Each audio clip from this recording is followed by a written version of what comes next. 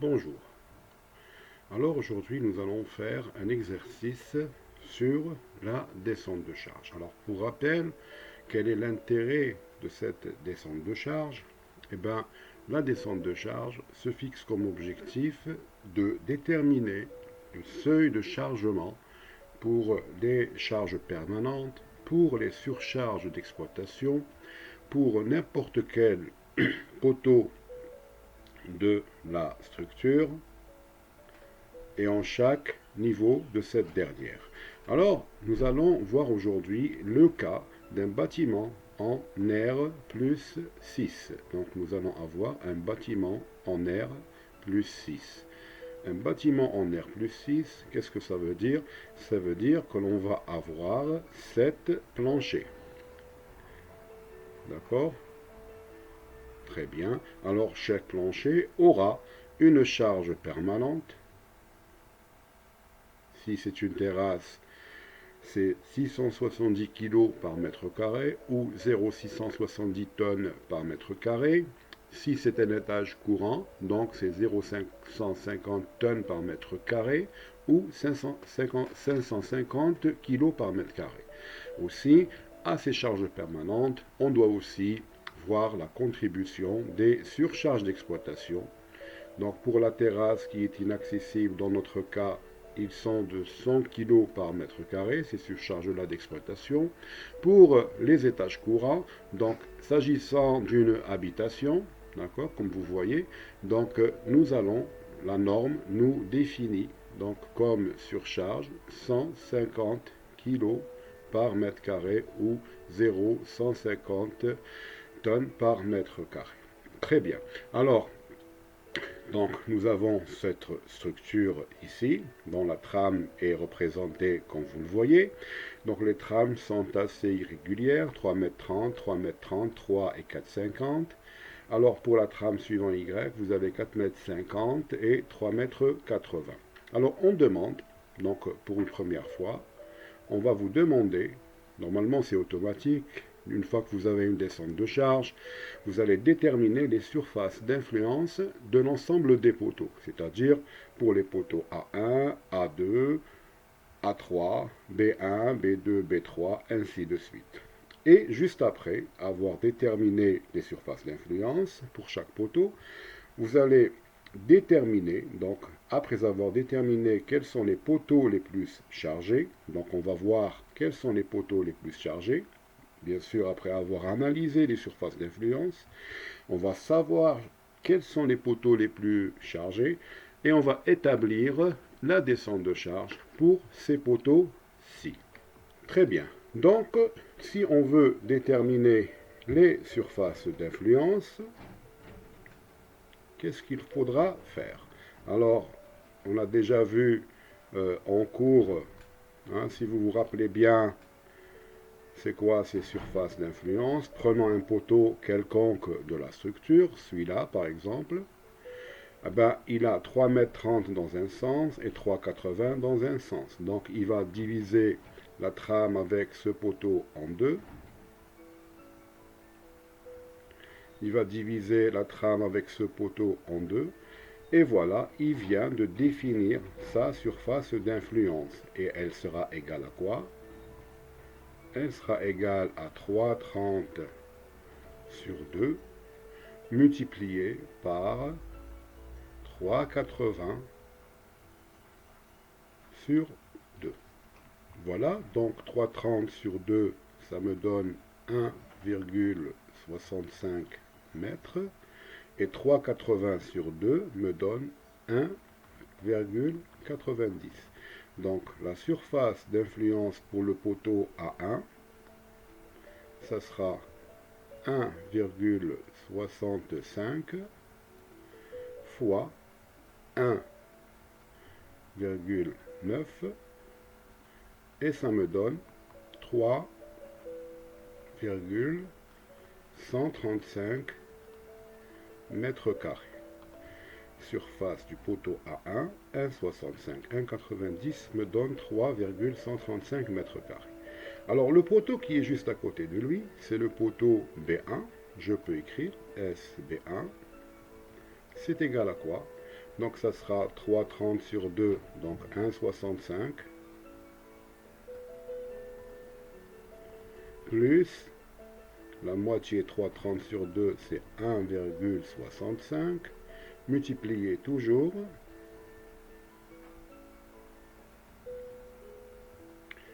par 1,90.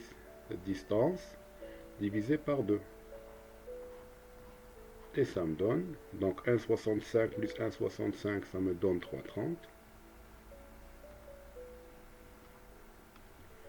Je multiplie par 1,90, ça me donne 6,270 mètres carrés. Ainsi de suite. Alors en général, on présente les résultats des surfaces d'influence sous forme de tableau. Très bien. Alors, je vais essayer de vous donner une petite astuce pour faciliter les calculs. D'accord?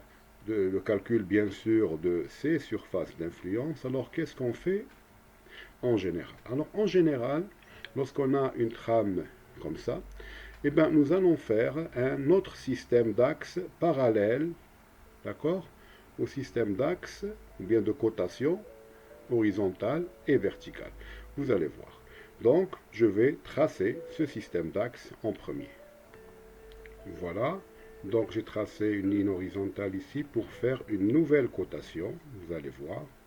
Et cette nouvelle cotation, ce n'est autre que la cotation des surfaces d'influence. C'est-à-dire, au lieu d'avoir une cotation de là jusque là, je vais faire la cotation entre les points des surfaces d'influence. Remarquez, ici, je vais avoir 3,30 sur 2, donc 1,65. De là à là, je vais avoir 3,30 sur 2 plus 3,30 sur 2, donc ça me fait 3,30. Ici, je vais avoir, sur cette cotation, voilà, pour que vous puissiez comprendre, voilà. Voilà, ici je vais avoir 3,30 sur 2 plus 3 sur 2. C'est-à-dire je vais avoir 1,65, je vais l'écrire ici, 1,65 plus 1,5 et ça me donne 3,15. Très bien, je note ici 3,15. Alors, de là jusqu'ici, sur la moitié de la trame, je vais avoir 1,5 plus 2,25. Donc, je le mets ici. 1,5 plus 2,25. Ça me donne quoi? 3,75. Et ici, 4,5 sur 2, ça va me donner 2,25. Très bien, la même chose pour l'axe vertical. Alors je divise cette trame par 2, je dois avoir cette cotation, je veux chercher cette cotation et ce qui reste de celle-ci. De la même manière, je vais avoir ici 1,9, ici c'est 2,25 plus 1,9, ça me donne 4,15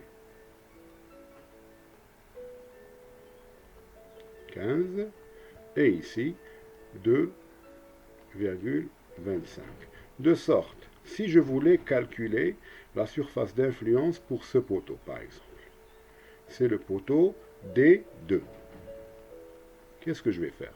Je vais multiplier 4,15, donc S D2, ça sera 4,15 هذه ضرب شكون هذه 3,75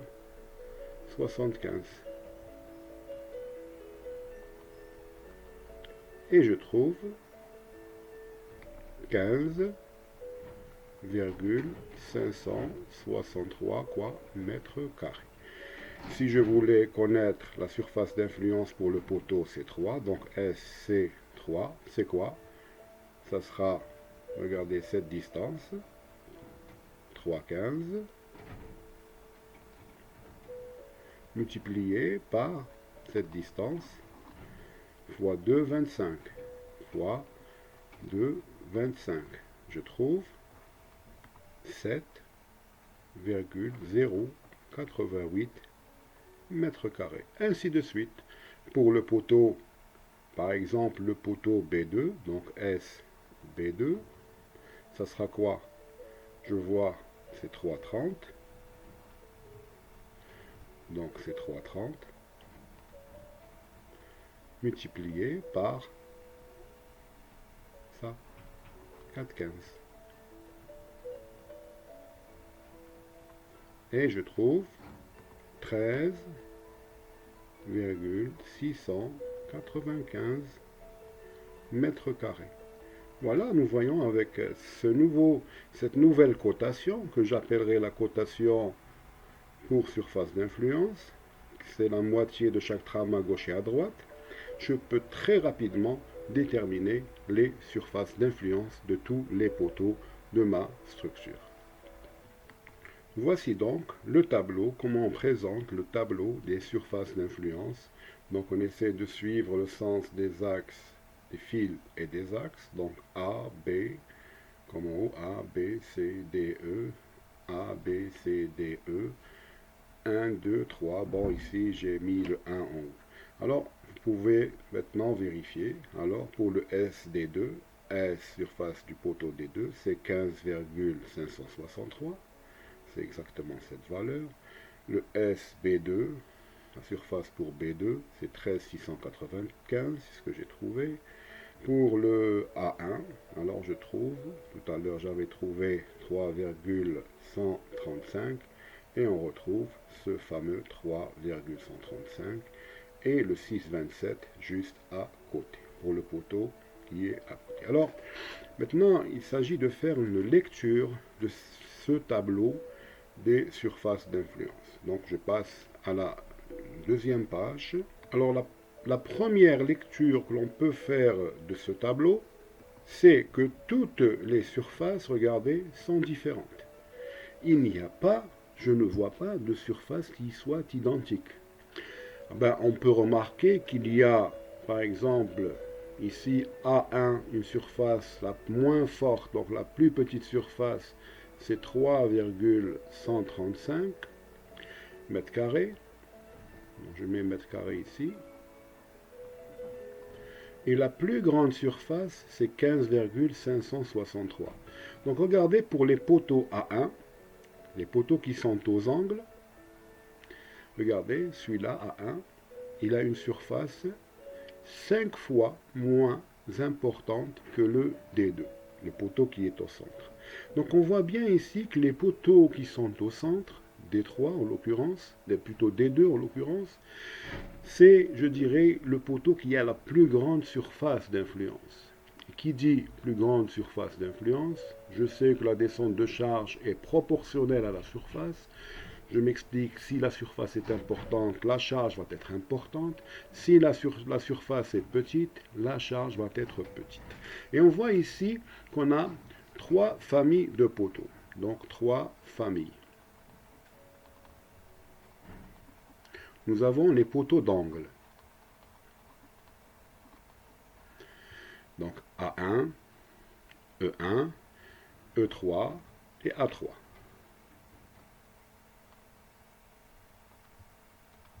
Très bien. Nous avons les poteaux de rive. B1, C1, D1, E1, D3, C3, B3 et D2. Et nous avons les poteaux au centre qui sont B2, C2, D2.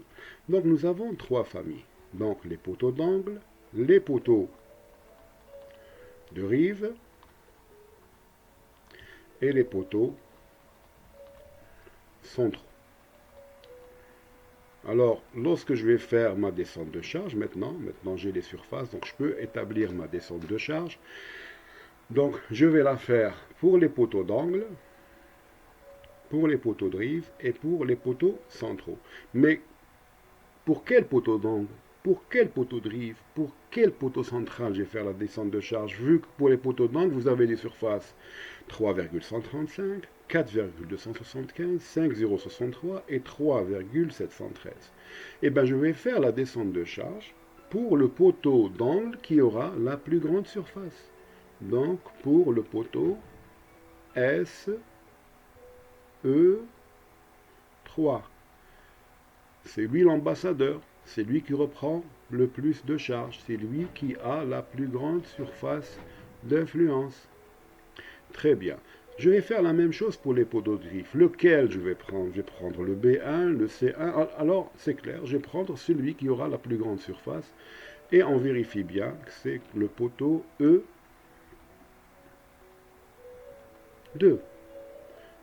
Poteau de rive qui aura une surface de 9,338 mètres carrés. Pour les poteaux centraux, c'est évident, j'aurai le poteau central SD2 qui aura une surface de 15,563 mètres carrés. Et donc, je vais établir la descente de charge pour le poteau d'angle, pour le poteau de rive et pour le poteau central. Bon, nous allons commencer maintenant notre descente de charge en calculant pour chaque niveau, donc du rez-de-chaussée, c'est 6 niveaux, donc rez-de-chaussée, premier, deuxième, troisième, quatrième, cinquième, sixième, et au-dessus du sixième, vous avez votre terrasse. Donc pour chaque niveau, et on va calculer le NG, le NQ et le N ultime. Très bien. Alors pour calculer, nous allons commencer par le poteau central, qui a une surface d'influence de 15,563. Alors commençons au dernier niveau. Donc le dernier niveau, qu'est-ce qu'il y a au-dessus du dernier niveau? Il y a la terrasse. Donc au-dessus du dernier niveau, nous avons la terrasse, sur laquelle s'applique G terrasse et Q terrasse, qui sont donnés ici. Très bien, alors je peux écrire N sous G au sixième niveau, c'est égal à ce qu'il y a au-dessus, donc G terrasse, multiplié par la surface d'influence, donc du poteau central qui est 15,563. Je vais réécrire. G terrasse, c'est combien? C'est 0,670. 0,670 multiplié par 15,563 me donne 10,43 tonnes. Alors, en général, on garde deux chiffres après la virgule pour les descentes de charge. Et je mets ce chiffre 10,43 ici. Donc 10,43 tonnes. Très bien. Pour NQ, au sixième étage, qu'est-ce qu'il y a au-dessus? Il y a Q terrasse.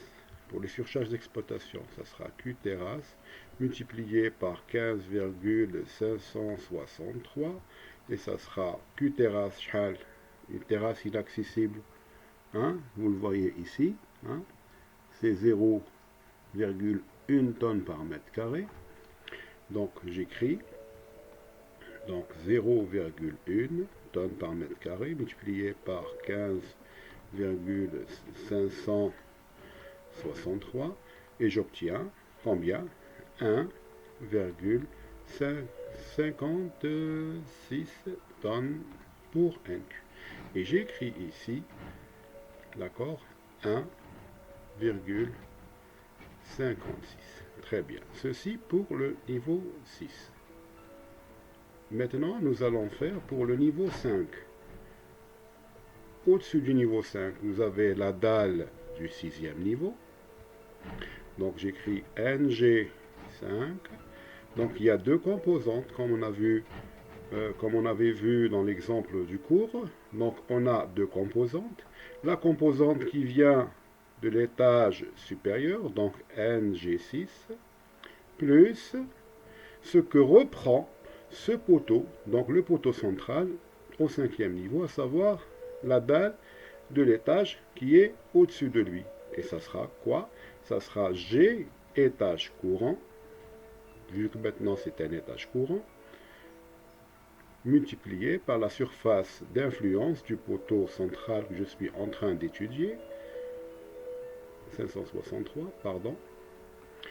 Donc NG6, j'ai trouvé 10,43, donc je le reporte ici, 10,43, plus G étage courant, je vois que c'est 0,550,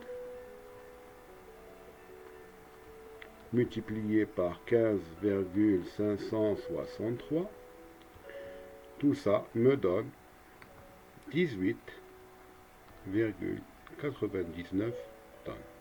La même chose pour NQ, la part des surcharges d'exploitation au 5e niveau, ça sera ce qui vient de l'étage qui le surplombe, donc pardon, NQ, donc celui-là, NQ6, plus Q étage courant, multiplié par 15,563, et ça me donne quoi? Donc, je reprends donc 1,56, les Jamelfort, plus le terme de la surcharge par mètre carré, alors c'est plutôt 150 kg par mètre carré, regardez ici, les étages courants, environ 150 kg, multiplié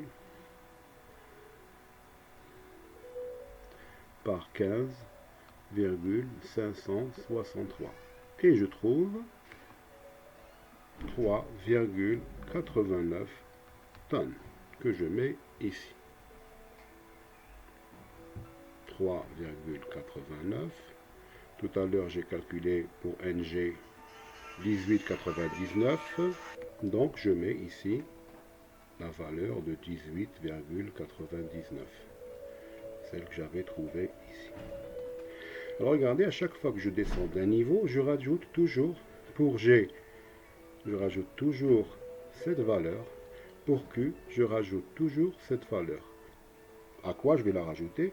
À celle de l'effort qui est au-dessus de lui. Donc, j'avais dit la dernière fois que c'est une suite arithmétique de raison G fois la surface pour les charges G et Q fois la surface pour les charges Q. Alors, si je calcule G fois cette valeur-là, je trouve quoi? Donc, je dis que c'est une suite arithmétique.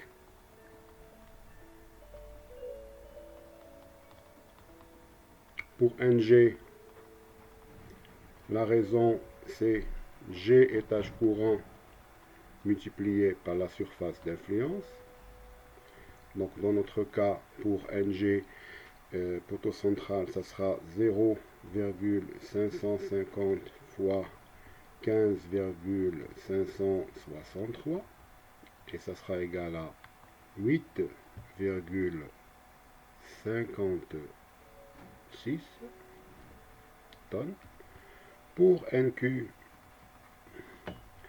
la raison c'est quoi? C'est Q étage courant multiplié par la surface d'influence du poteau concerné, ça sera 0,15 multiplié par 15,563 et ça me donne 2,335 à peu près.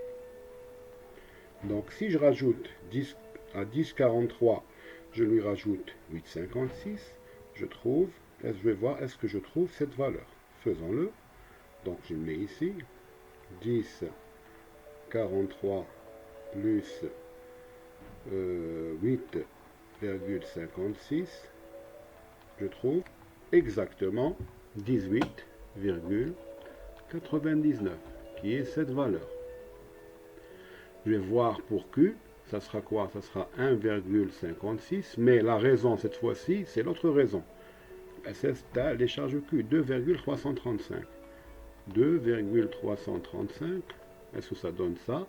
Donc ça donne 3,8 Voilà, 3,89. Et ça marche. Donc si je veux connaître la valeur ici, je vais mettre quoi? Je vais mettre 18,99 plus, mettre ici, 18,99 plus quoi? Plus 8,56. Je trouve quoi? Je trouve 27,55. Donc je vais mettre 27,55. Ainsi de suite. Ainsi de suite pour ici, pour NQ, je vais mettre quoi? Je vais mettre 3,89. Je vais trouver de la place quelque part. 3,89 plus la raison. Donc cette raison-là. D'accord? 2,335. Et je trouve 6,225 que je peux arrondir à 6,23 tonnes. Je vais mettre 6,23 tonnes ici. Voilà, on va rajouter à chaque fois pour les NG, on va rajouter la raison pour NG. Pour les NQ, je rajoute à chaque fois ça. Donc, vous pouvez mettre sur vos calculatrices en mémoire cette valeur-là. Et vous rajoutez chaque fois cette valeur à la valeur qui la précède, ainsi de suite. Et on va aboutir donc au tableau suivant.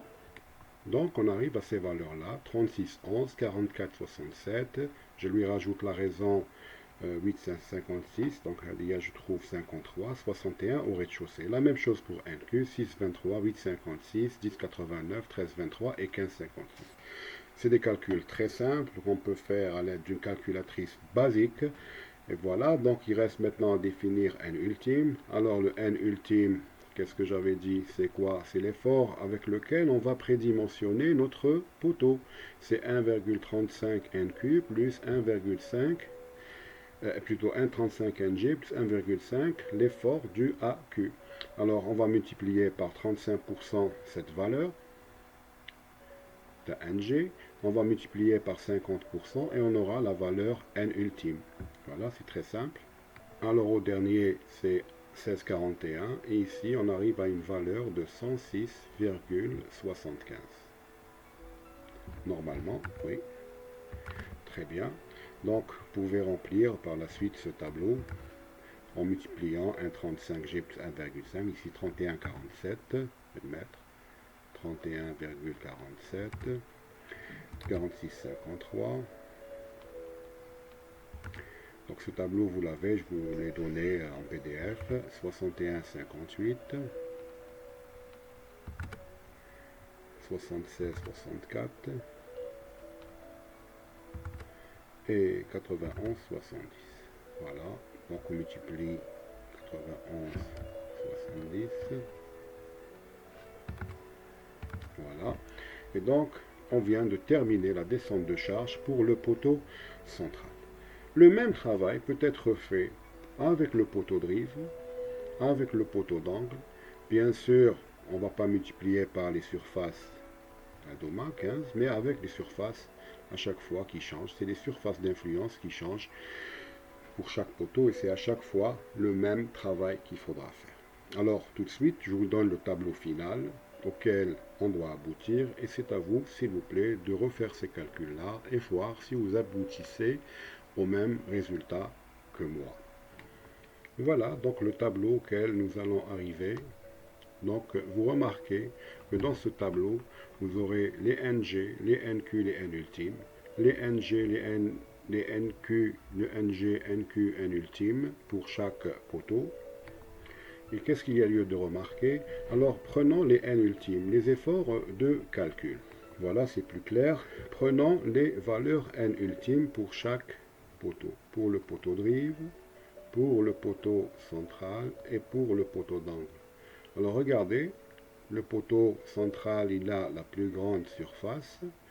Le poteau de rive, la surface qui vient juste après. Et le poteau d'angle, c'est la plus petite surface. Alors regardons les efforts ultimes à la base, au rez-de-chaussée, donc à la base du bâtiment. Donc au rez-de-chaussée, la base du bâtiment.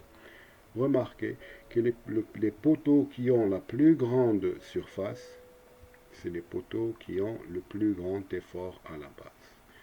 106,75. Juste après, En classement numéro 2 des poteaux les plus sollicités, c'est le poteau d'angle avec la surface 5, plutôt le poteau de rive avec donc le premier, le plus chargé, le deuxième avec une charge de 64,05 tonnes, et le dernier poteau, le moins chargé, c'est le poteau d'angle. Ben, on comprend bien pourquoi, parce qu'il a une petite surface d'influence qui est de 5,063 et l'effort est franchement presque la moitié du poteau de rive et un cinquième du poteau central. Voilà, donc on voit bien que la descente de charge me permet d'avoir les efforts à la base du bâtiment, mais aussi en chaque niveau. En chaque niveau, regardez, en chaque niveau, j'ai l'effort qui agit au niveau de chaque poteau. Et je pourrais, dans ce cas-là, connaissant l'effort, donc l'intensité de cet effort-là, je pourrais par la suite, donc c'est le prochain chapitre du cours, savoir quelle dimension, en fonction de l'effort, si c'est un grand effort, je vais mettre un gros poteau, voilà, il y aura une section de A, grand A par grand B. Si c'est un petit effort, je vais mettre peut-être un petit poteau moins important qui aura une section petit a par petit b. C'est très important pour l'architecte de connaître les dimensions de ces éléments porteurs, vu que ces éléments-là vont occuper un certain espace chez l'architecte, donc chez vous, prochainement, Inch'Allah, lorsque vous serez architecte, et vous connaîtrez les encombrements à chaque fois de quelle est la dimension. Donc je disais, c'est très important pour l'architecte de connaître les encombrements des éléments porteurs, vu que ça occupe un espace et ça risquerait de gêner un passage, ça risquerait de gêner l'emplacement d'une cage d'escalier par exemple, d'accord, un poteau qui serait trop dimensionné. Et donc les dimensions des porteurs, pour l'architecte, c'est très important. Et ce n'est que grâce à cette descente de charge que l'on connaîtra la valeur de ses efforts, puis après les dimensions des éléments porteurs A et B, qu'ils soient grands, qu'ils soient petits. Voilà, je vous remercie. On fera encore un autre exercice prochainement sur la descente de charge, qui cette fois-ci comprendra des cas un peu spécifiques, le cas des ouvertures dans le plancher et le cas des porte-à-faux, comment évaluer les descentes de charge pour les poteaux qui sont contigus à ces particularités. Voilà, merci encore et merci encore.